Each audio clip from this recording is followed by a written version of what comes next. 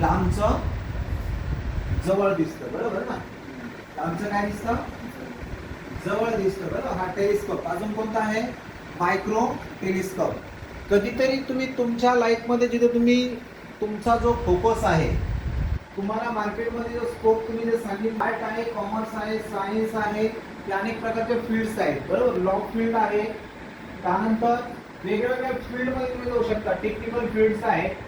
पण मार्केटमध्ये सगळ्यात जास्त स्कोप कुठं आहे?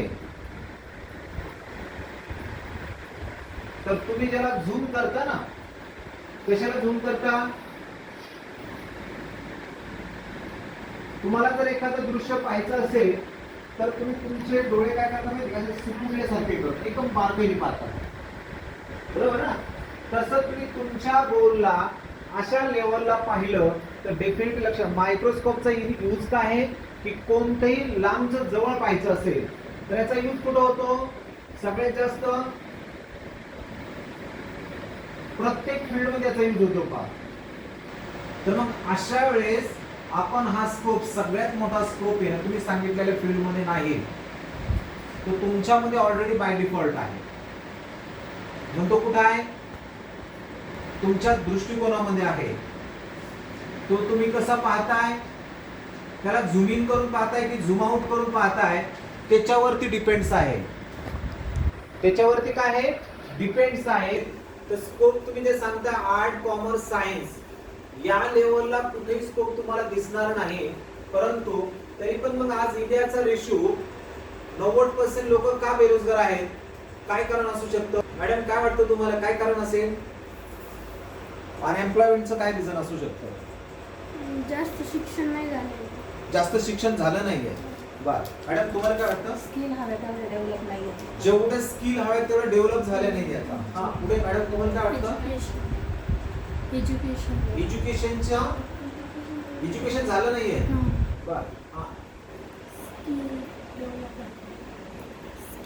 स्किल डेव्हलप झालं नाहीये. स्किल्स नाहीये. एक्सपिरियन्स नाहीये. हा, लोक एज्युकेटेड असून पण त्यांना अवेअरनेस नाहीये काय करायला. अवेअरनेस नाहीये. मॅडम साठी क्लॅपिंग करताल पा. एक युनिक पॉइंट याच्यातून ऑफ होतोय पा. अवेअरनेस क्रिएट करणं खूप इम्पॉर्टंट. तुम्हाला अवेअरनेस, तुम्हाला स्किल्स नाहीये. Lack of skills and awareness. Okay. हा, ते जास्त शिकलेले नाही. डिसिप्लिनरी स्किल दोन्ही ते एका कामावर फोकस नसतात. म्हणजे त्यांच्या डोक्यात हे चालू असतं की आपण काय करू आणि काय मिळू. म्हणजे मोर टाईप्स ऑफ, म्हणजे सगळ्या गोष्टीत त्यांचं मन एकच जागी फोकस नसतं. एकाच जागेवर फोकस नसतो. नाईस. मॅडम म्हणून एक पॉइंट क्लिअर होतोय पा. क्लॅपिंग करतो त्यांच्यासाठी पा. Focus on focus. ओके. तुम्ही फास्ट जर मला आन्सरिंग केलं, रिकॅप केलं ना, तर आपण एकदम फास्ट मध्ये पुढे जाऊया आणि तुम्हाला एक चांगल्या प्रकारची आयकॉनिक डायरेक्शन मिळेल का याच्यामधून. काय दिसतंय सांगा बरं तुम्हाला याच्यामधून? अजून ओके, बर्ड दिसतंय. अजून काय दिसतंय?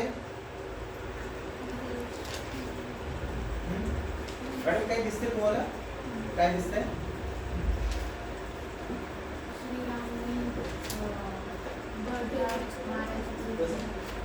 हा मॅडम काय दिसतंय तुम्हाला? करायचं आहे. हा, टार्गेट फिक्स आहे. हा, पक्षाला निशाणा मारण्याचा प्रयत्न. पक्षावरती निशाणा मारण्याचा प्रयत्न. मला टीचरच्या गायडन्सने त्यावर फोकस करताय. हा, फोकस म्हणजे ते फोकसवरून काम करतात. ओके. हा मॅडम, त्याचं टार्गेट तो बर्ड. टार्गेट त्यांचा तो काय आहे? पक्ष आहे. बर, ते बर्डला म्हणजे निशाणा करायचा. बर्डला निशाणावरती सांगताय. हा, बर्डला टार्गेट करायला फोकस करताय. ओके एम करतात. ओके. हा मॅडम, ते त्यांची गुरु त्यांना फोकस करायला लावतात टार्गेटवर बर्ड. ओके. तर आता या स्टेपवरून तुम्ही जसं सेटिंग परफेक्ट नाहीये. मी तुम्हाला अवेअरनेसचे गुरु द्रोणाचार्य आहेत पा. ते ऍक्च्युली तुम्हाला काय फोकस करताय यावरती लक्ष दे. तुम्हाला तुमच्या टीचरने 10 वर्ष शिक्षण दिलं, 10वीची परीक्षा आली, त्यावरती तुमची टेस्ट झाली. त्याचप्रमाणे यांनी 2 वर्ष त्यांना प्रशिक्षण दिलं आणि त्यानंतर ठरवलं द्रोणाचार्यांनी की त्यांची आपल्याला परीक्षा घ्यायची आहे. काय घ्यायची सांगितलंय? परीक्षा घ्यायची. परीक्षा घेण्यासाठी त्यांनी सांगितलं आपल्याला परीक्षा घेण्यासाठी आपल्याला हॉल नेमले जायचे. त्यांची परीक्षा घेण्यासाठी त्यांना जंगलामध्ये घेऊन जायचे. जंगलामध्ये जाताना द्रोणाचार्यांनी त्यांना घेऊन गेले. सगळेजण सेल्फ कॉन्सन्ट्रेट, तुम्हाला तुमच्या लाईफचं स्कोप म्हणजे फोकस कसा असला पाहिजे आणि गोल सेटिंग कशी असली पाहिजे याच्यातून तुम्हाला समजेल. पहा, जर फोकस केला तर डेफिनेटली तुम्हाला एक लाईफ मध्ये आयकॉनिक करिअरची डायरेक्शन मिळेल. तर जंगलामध्ये जाता जाता प्रवास करता करता त्यांना एक झाड दिसलं. त्या झाडावरती एक पक्षी दिसला. पहा, आणि द्रोणाचार्यांनी सांगितलं थांबा तुम्ही आता इथं सगळेजण. कौरव आणि पांडव हे दोन ग्रुप होते. दोघांना वेगळं वेगळं केलं आणि दोघांनाही वेगळं करून त्यांना त्याच्यावरती सगळ्यांना थांबवल्यानंतर पहिला प्रश्न विचारण्यात आला कौरव आणि पांडवामध्ये. दोन्ही पार्ट जसं आता तुम्ही दोन पार्ट आहात, ठीक आहे, तुम्ही ठरवा तुम्ही कोण आहात, इकडली साईड कोण घ्यायचे, कौरव की पांडव? पांडव. तुम्ही पांडव, हे पांडव. मग कौरव मी आहे का? क्वांटिटी चेक करा. 1 2 3 4 5 आणि 6. 1 2 3 4 5 6 7. कौरव जास्त आहेत. कौरव 100 होते. काय होते? कौरव 100 होते. तुमची साईड कौरवची, यांची साईड पांडवांची. आता सांगायचं तात्पर्य काय? पहिला प्रश्न विचारण्यात आला पांडवांमध्ये सगळ्यात मोठा जो आहे त्यांना विचारण्यात आला. पांडवांमध्ये सगळ्यात मोठं कोण होतं? धर्मवीर. म्हणजे कोण होता? नाव काय माहितीये? युधिष्ठिर. बरोबर. आता युधिष्ठिर मध्ये जर प्रश्न विचारण्यात आल्यानंतर तुम्हाला जर प्रश्न विचारला युधिष्ठिर सांग तुझ्या समोर काय दिसतंय? झाड दिसतंय, झाडावरती एक पक्षी आहे, धनुष्य विचार, काय करणार तू? त्याला विचारलं तुला काय दिसतंय? या झाडावरती काय दिसतंय? त्याने सांगितलं झाड दिसतंय गुरुवर. त्यानंतर झाडावरती सगळ्या प्रकारच्या फांद्या दिसतायत आणि विशेष करून त्या झाडावरती त्या खोडाशी काही छोटे छोट्या चीट्स आहेत, म्हणजे ज्या मुंग्या आहेत त्या पण दिसताय जाताना. तर मग आता काय करू? तर त्यांना सांगितलं की हे सगळं जर तुला दिसत असेल, जसं आताच पलक मॅडम पण बोलल्या, तुमचा फोकस एका ठिकाणी असला पाहिजे, अनेक ठिकाणी नसला पाहिजे. कारण द्रोणाचार्यांच्या माइंड मध्ये जी डायरेक्शन होती, 2 वर्षाचं दिलेलं ट्रेनिंग होतं, त्या ट्रेनिंग मधून त्यांना अंडरस्टँडिंग करायचं होतं की असा कोण एक शिष्य आहे की तो शिष्य मधून तो भविष्यामध्ये त्याचा खरंच काहीतरी एक चांगला आदर्श निर्माण करू शकतो. त्यानंतर त्यांना सांगितलं तुम्ही बसा. त्यानंतर दुसरा प्रश्न विचारण्यात आला कौरवामध्ये. कौरवामध्ये सगळ्यात मोठं कोण होतं?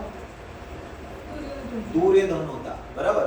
दुर्योधनाला प्रश्न विचारण्यात आला तुला ह्या झाडावरती काय दिसतंय? त्यानंतर तो म्हणला सेम त्यांनी जे सांगितलं की झाडावरती मला सगळं काय दिसतंय, विशेष करून मला माझे बांधव दिसताय, गुरुवर तुम्हीही दिसताय आणि शेजारी सगळं पूर्ण काय जे दिसतंय वेगळ्या वेगळ्या प्रकारचं वातावरण दिसतंय. त्यांनाही सांगण्यात आलं तुम्ही पण बसा. तिसरा प्रश्न विचारण्यात आला पांडवांमध्ये सगळ्यात मोठं कोण होतं? युधिष्ठिर. त्यानंतर सेकंड भीम होता. बरोबर. भीमला विचारण्यात आलं सेम पोझिशन, भीमलाही तेच विचारण्यात आलं तुला ह्या झाडावरती काय दिसतं? तर त्याच्या पहिल्या प्रश्नाचं उत्तर आलं मला मँगो दिसताय. काय दिसताय? मँगो दिसताय. बरोबर. त्यानंतर अजून काय दिसतंय का? बस मला त्याची टेस्ट घ्यायची आहे. काय घ्यायची? टेस्ट घ्यायची. चेक करा की फोकस कसा आहे. फोकस कसा आहे की तुम्ही जर तुमचा जो गोल आहे ना, तुमचा जो टेलिस्कोप आहे ना, त्याचा जर तुम्हाला वापर करायचा असेल ना, तुमच्या सूक्ष्म डोळ्यांना काय करावं लागेल माहिती का? एक कंट्रोल करावं लागेल.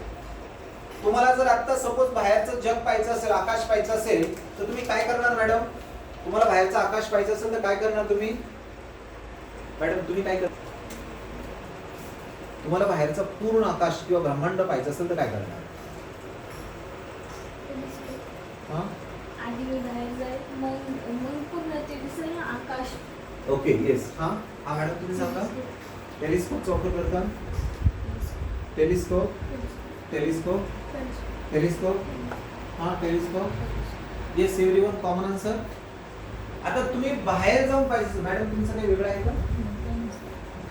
अख्खं ब्रह्मांड किंवा बाहेर जाऊन तुम्ही पूर्ण आकाश पाहू शकता. एवढा मोठे आपल्याला भगवंताने दोन डोळे दिले, तर तुमचं लक्ष कसं असलं पाहिजे? एक फिक्स असलं पाहिजे, विचलित नसलं पाहिजे. त्याला विचारल्यानंतर वारंवार भीम नक्की तुला आंबे दिसताय का? तुम्हाला हो. अजून बाकी काही दिसतंय का? तुम्हाला गुरुने माफ करा मला काही दिसत नाहीये. ओके, त्यालाही सांगितलं बसा. आता त्यांना काय मँगो खायला सांगितले होते का? पात्याचं लक्ष कशावर होतं? सगळ्यात जास्त भूक कुणाला लागायची? भीमला लागायची. त्याचं लक्ष फक्त मँगोवरती होतं. तसं आपलंही लक्ष कसं असलं पाहिजे? आणि शेवटचा प्रश्न कुणाला विचारला असेल सांगा बरं? कुणाला विचारला असेल? तुमच्या आवाजावरून मातत नाही. अर्जुनाला, बरोबर ना? अर्जुनाला प्रश्न विचारल्यानंतर त्या लक्षात प्रत्येक विद्यार्थ्यामध्ये क्वालिटी असते. कोणतेही शिक्षक इतरीच भेदभाव करत नसतात. फरक फक्त एवढाच असतो आपल्या दृष्टिकोनाचा. आणि तो दृष्टिकोन कसा असला पाहिजे, त्यावरती आपला फोकस किती आहे, त्यावरती आपण काम केलं पाहिजे. तर अर्जुनाला प्रश्न विचारण्यात आला की अर्जुन तुला ह्या झाडावर काय दिसतंय? तर तो म्हणला गुरुवर तुमचा प्रश्न मी पहिला अंडरस्टँड केला होता. त्यांनी अगोदरच पूर्ण काय केलं होतं? डिस्क्रिप्शन शेअर केलं होतं. तुम्हाला प्रत्येक प्रश्नाला जर फोकस करायचं असेल ना, तर ही जी गोल सेटिंग थिअरी अवेअरनेस आहे ना, तुम्ही तुमच्या लाईफमध्ये परफेक्ट घेतली पाहिजे. आणि ती कशी? त्याला विचारल्यानंतर सांगण्यात आलं की मला पक्षी दिसतोय. त्यानंतर दुसरा प्रश्न विचारण्यात आला अजून तुला कोणी दिसतंय का? तर ते म्हणला माफ करा गुरुवर्य, मला बाकीचं कोणी दिसत नाही. त्यानंतर पुढचा प्रश्न विचारण्यात आला अर्जुन परत एकदा सांग तुला काही दिसतंय का वेगळं? तर तो म्हणला मला फक्त आणि फक्त पक्षाचा डोळ्यामधला जो बिंब आहे ना तो दिसतोय, त्याच्या व्यतिरिक्त मला काही दिसत नाही. रिटर्न परत क्वेश्चन विचारण्यात आला अजून काही दिसतंय का? तो म्हणला माफ करा मी दिसतोय का?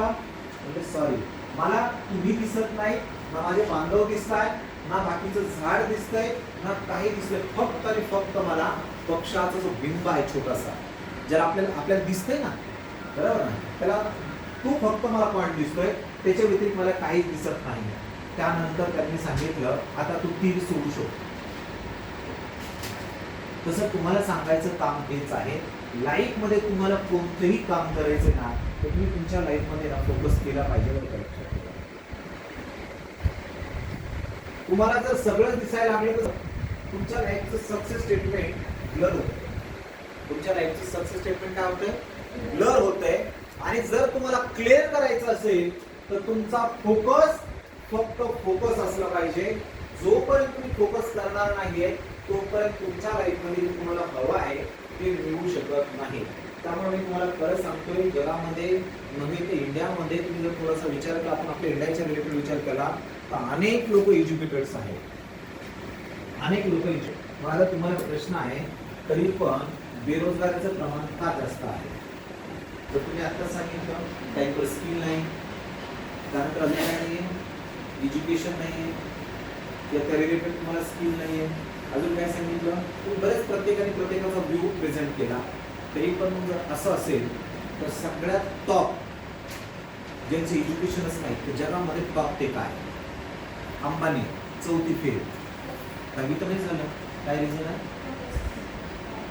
हा मॅडम, दहावी तर त्यांची झाली नाही अंबानी. आज जगामधले किंवा इंडियामधले टॉप 1चे बिझनेस ओनर्स आहेत. काय करणार? म्हणजे त्यांनी आधीचे एक्सपिरियन्स म्हणजे ते फेल झाले, फेल ते वरती गेले, फेल केलं नाही म्हणजे त्यांचं फोकस आणि टार्गेट ओके आणि एक्सपिरियन्स. ओके हा मॅडम काय self confidence, self confidence, consistency आणि डिझायर. ओके कन्सल्टन्सी आणि डिझायर्स. ओके फॅमिली वेल्थ आणि बिझनेस थिंकिंग. फॅमिली वेल्थ आणि बिझनेस थिंक. ओके त्यांचं टार्गेट फोकस होतं त्या टार्गेटकडे मग त्यांनी ते अचीव केलं. ओके हा मॅडम काय म्हणतो? पेशन्स आणि फोकस. पेशन्स आणि focus. Ambitious. Ambitions. Okay focus आणि टार्गेट. फोकस आणि टार्गेट. फोकस आणि फोकस आणि टार्गेट. प्रबळ इच्छाशक्ती. प्रबळ इच्छाशक्ती, युनिक पॉइंट. मॅडम साठी क्लॅपिंग करताल बा. प्रबळ म्हणजे काय? Desire, power of desire. जसं मॅडमने डिझायर सांगितलं, इच्छा, फोकस फोकस. तर आता तुम्हाला याच्यातून जे आहे ना, की कोणती काम करते माहिती आहे का? ज्यावेळेस तुम्ही एखादा सिरियल किंवा पिक्चर पहा, एखाद्या सिरियल मध्ये किंवा पिक्चर्स मध्ये असं जर झालं, एखादं त्यांच्या घरातलं किंवा त्यांच्या घरातलं कोणी जर एक्सपायर झालं, तर काय होतं माहिती आहे का? त्याचा फ्लॅशबॅक मेमरी क्रिएट होतो. बरोबर ना? काय होतो? Flashback memory. त्याला काय म्हणतात नाही का? Fire desire. म्हणजे घेतलं त्याला काय म्हणतात? प्रबळ इच्छाशक्ती, ज्वलंत अग्नी. तुम्ही एखादं पहा, एक लवर्स असतात पहा, ते नेहमी त्यांचा फोकस काय आहे? त्यांना बाकी सगळं ब्लर करतात, अदरवाईज त्यांना काहीच दिसत नाहीये. मग त्याच्यातून काय निर्माण झालं? ताजमहल निर्माण झाला. बरोबर ना? म्हणजे उद्देश काय? तुमचा फोकस काय आहे तो सगळ्यात जास्त मॅटर करतो, आणि तो मॅटर करताना तुम्ही त्याच्यावर फोकस करायला पाहिजे. बट तुम्ही आता अनेक जण, तुम्हीच नाही तर आज प्रत्येक जण काय झाले माहितीये का? फोकस कमी आहे आणि ऑप्शन अनेक आहेत. त्यामुळे तुम्ही जे ठरवलेलं आहे, तुमच्यामध्ये ज्या क्वालिटीज आहेत, तुमच्यामध्ये जे डिसिप्लिन्स आहेत, तुमच्यामध्ये जी कन्सेप्ट आहे, तुमची जी पॉवर ऑफ डिझायर आहे किंवा फायर डिझायर आहे, एवढी स्ट्रॉंग ठेवा, एवढा फोकस करा की त्याच्या व्यतिरिक्त तुम्हाला काहीच दिसणार नाही. असा जर तुम्ही फोकस केला तर मला वाटतं गॅरंटी आहे की तुम्ही तुमचं जे ठरवलेलं ड्रीम आहे, ड्रीम कधीच नाही वाटत, स्वप्न कधीच साकार होत नाही. स्वप्नाला खूप स्ट्रगल द्यावं लागतात, डिसिप्लिन द्यावं लागतात, रेझोल्युशन द्यावं लागतात, ऍक्शन द्यावं लागतात. आफ्टर तुमची मेंटॅलिटी चेंज होते की हा फोकस आहे माझा. आता तुमच्या समोर जी इमेज दिसते ती इमेज काय सांगते? ऑक्सिजन आणि विदाउट ऑक्सिजन. माशाचं जीवन हे पाणी आहे. Yes or no? पाणी आहे. बरोबर. माणसाचं जीवन हे पाणीच आहे. माणसाचं जीवन पण पाणीच आहे. जर मासा पाण्यातून बाहेर काढला, पृथ्वीवर घेतला, तर त्याचं जीवन म्हणजे मृत्यू आहे. आणि माणूस पाण्यामध्ये जर बुडवला तर त्याचं जीवनही मृत्यू आहे. मग वेगळं काय आहे? काय वेगळं असेल? रिटर्न मी तुम्हाला फोकस करायला सांगतोय बा. स्कोप कुठं आहे हे याच्यावरून ठरलं जाईल बा. काय वाटतं मॅडम तुम्हाला? माणसाचं जीवन ही पाणी आहे, माशाचं जीवन ही पाणी आहे, आणि दोघांना जर अपोजिट केलं तर दोघांचंही जीवन मृत्यू आहे. तर काय ऑब्झर्व करता तुम्ही याच्यातून? हा मॅडम, काय ऑब्झर्व करता? मासा हा विदाउट ऑक्सिजनचा राहू शकतो, पण माणूस नाही राहू शकत. बरं, ओके. हा मॅडम. ते प्रत्येक याच्यावर डिपेंड आहे, व्यक्तीवर डिपेंड आहे. आता माशाला कसा ऑक्सिजन पाण्यातून मिळतो, त्याच्यावर तो जिवंत राहू शकतो. आणि तो बाहेर काढला म्हणजे जी फेवरेबल कंडिशन आहे थोडक्यात, त्याच्यामुळे तो सर्वाइव्ह होतो. माझ्यासाठी फेवरेबल कंडिशन आहे. ओके. स्पेशली ह्युमन बिंगसाठी बाहेरचा एन्व्हायरमेंट ही फेवरेबल कंडिशन, वॉटरमध्ये सर्वाइव्ह नाही करू शकतो. ओके. हा मॅडम, तुम्हाला काय वाटतं? ते त्यांच्या जागेवर ठीक आहे. ते असं जागा बदलली नाही पाहिजे.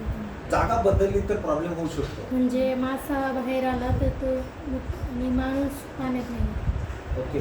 हा मॅडम, काय वाटतं तुम्हाला? त्याचं जे पाण्यात राहण्याचा जो प्रवास आहे तो त्याचा फिक्स आहे. म्हणजे तो पाण्यातच राहू शकतो, बाहेर राहू शकतो. असं माणूस पण पृथ्वीवर राहू शकतो, पण पाण्यात नाही राहू शकतो. ओके. हा मॅडम. फिशला पण ऑक्सिजन पाहिजे, म्हणून तो थोड्या थोड्या वेळाने ऑक्सिजन घेत राहतो, आणि माणूसला पण ऑक्सिजन पाहिजे असतं. ओके. हा.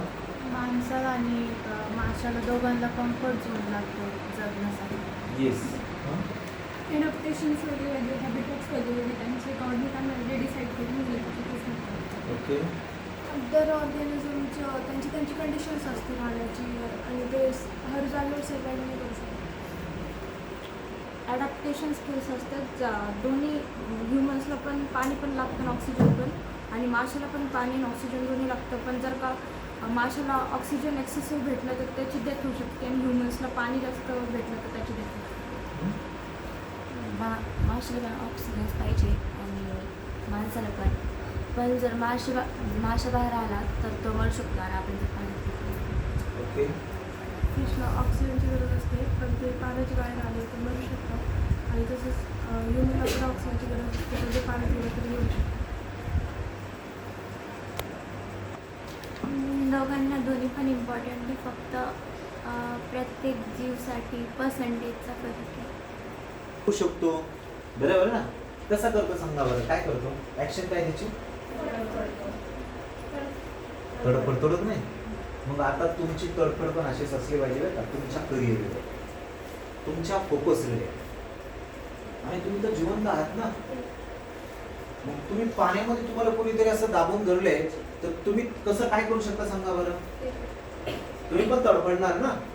तर तुम्हाला हे माहिती असून तुमच्या फोकसवरती तुमचा स्कोप, तुमचा करिअर, तुमचं गोल यावरती तुम्ही तडपले पाहिजेत पा.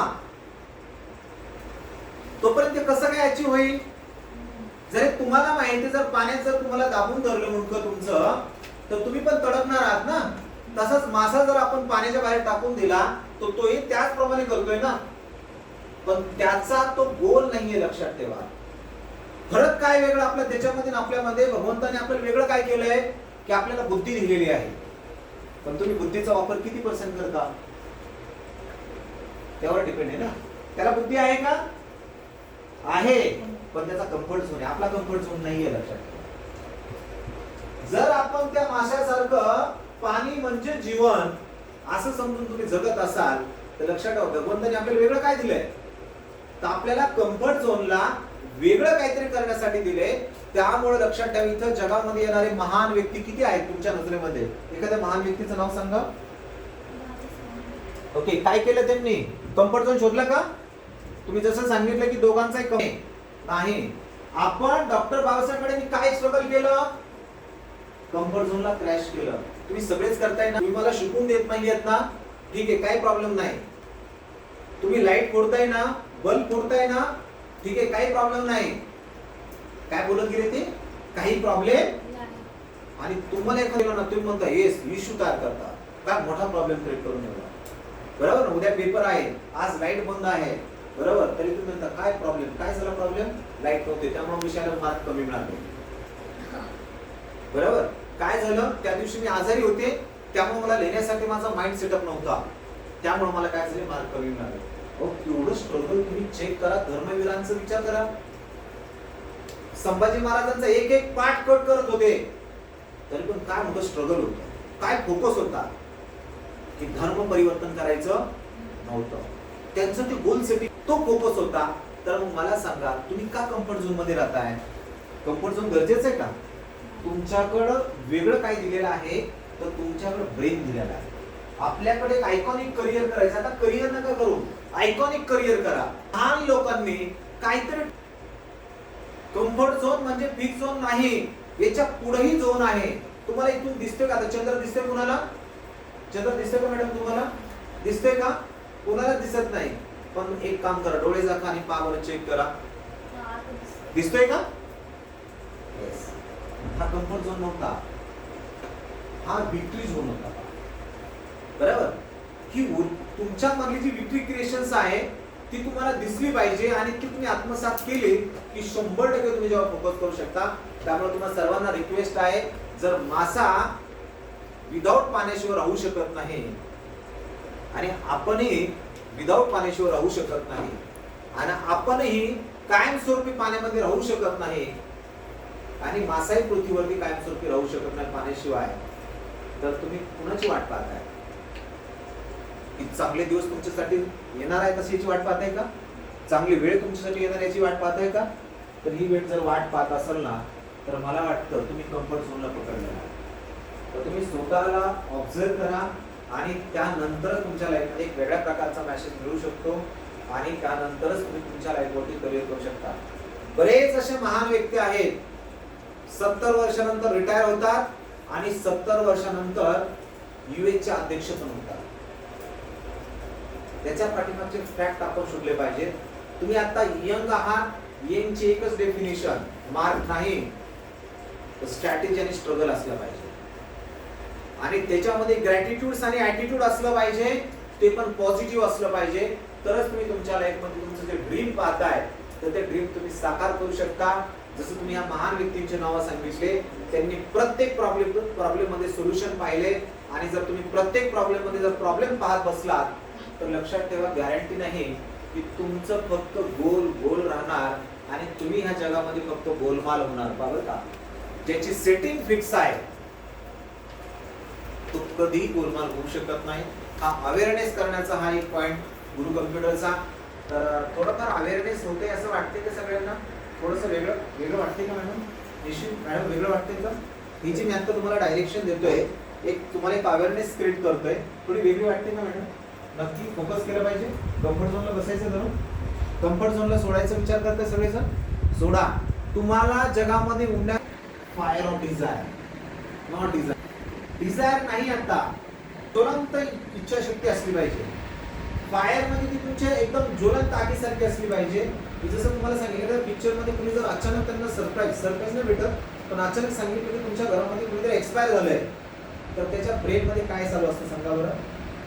फ्लॅशबॅक मिळतात, याला फायर डिझायर म्हणतात. तर ही फायर डिझायर तुम्ही नंतर क्रिएट करण्याच्या आतमध्ये तुम्ही फर्स्ट टाइम क्रिएट करा. डेफिनेटली तुमच्या गोल सेटिंग्स क्रिएट होतात आणि तुम्हाला एक चांगल्या प्रकारची ऑक्सिजन फिलिंग क्रिएट होते.